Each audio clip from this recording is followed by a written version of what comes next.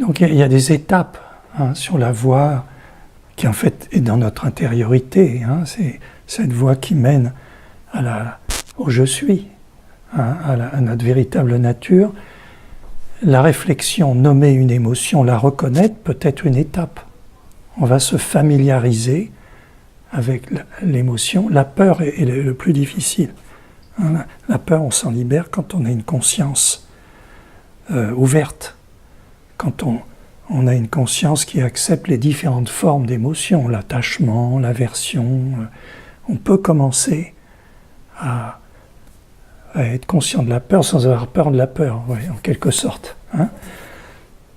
Mais si votre mental devient de plus en plus clair et subtil par la méditation, par la compréhension, il n'y a plus besoin à un moment de nommer.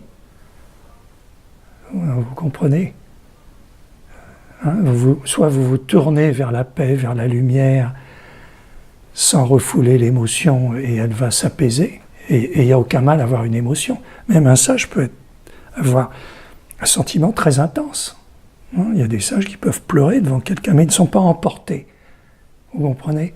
Bon, ils ne sont pas dans la jalousie, dans les aversions, voilà. Mais ils peuvent témoigner, ce ne sont pas des mollusques. Vous voyez, comme on dit, des végétaux, des minéraux. Et donc, ça dépend, qu'est-ce qui vous aide ? Vous voyez, vous pouvez progressivement remplacer l'émotion par le mantra. Ça veut dire devenir conscient.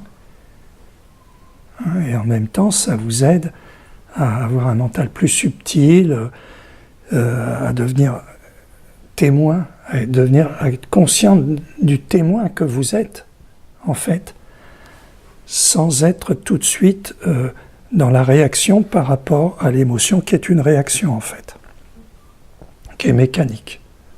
Elle est mécanique, elle est programmée. Donc c'est à vous de voir tout ce qui peut vous aider pour devenir de plus en plus témoin, une réflexion, même en restant de mantra, en comprenant le sens du mantra, il y a un moment où vous pouvez comprendre, reconnaître. Maintenant, ce qui est intéressant, c'est de connaître, vous voyez, on va s'arrêter là, mais pour vous dire que c'est très riche, vous voyez, de mettre à jour tout ce fonctionnement, de le mettre en lumière, ce fonctionnement du mental. Tous les êtres ont une émotion dominante. Et sur le plan pratique, on peut dire qu'il y a 5 émotions qui correspondent aux 5 éléments. Et tout le monde a une émotion dominante. Conjointement à cette émotion dominante, il y a une qualité équivalente.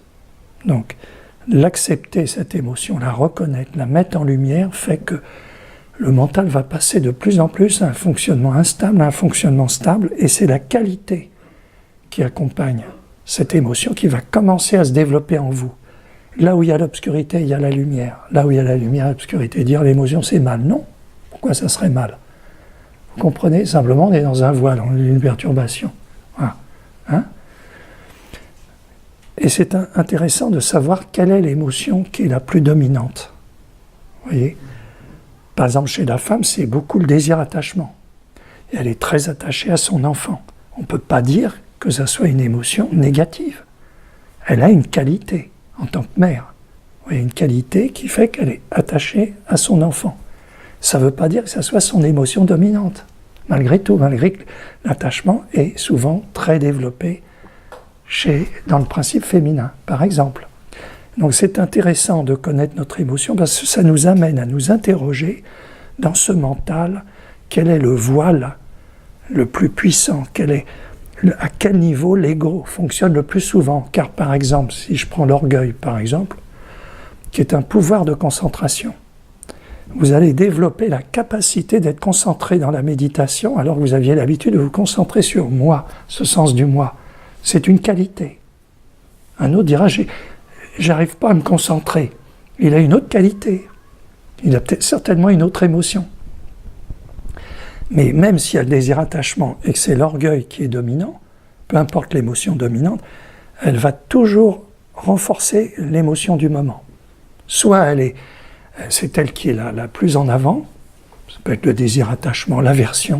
Vous voyez, il y a toujours la peur. Vous comprenez, la peur, c'est un désir en fait qui est voilé. Soit ça va être l'orgueil ou la jalousie, qui est un mélange de désir et d'aversion. Il y a toujours une des 5 émotions. Mais quelle que soit l'émotion, il y a toujours l'émotion dominante. Ça vient, tu sais, il y a 2 canaux en quelque sorte. Un canal gauche, canal droit. Donc même si par on a l'orgueil comme émotion dominante, et qu'on est dans la colère, dans l'aversion, l'émotion dominante va être là pour renforcer la... Oui.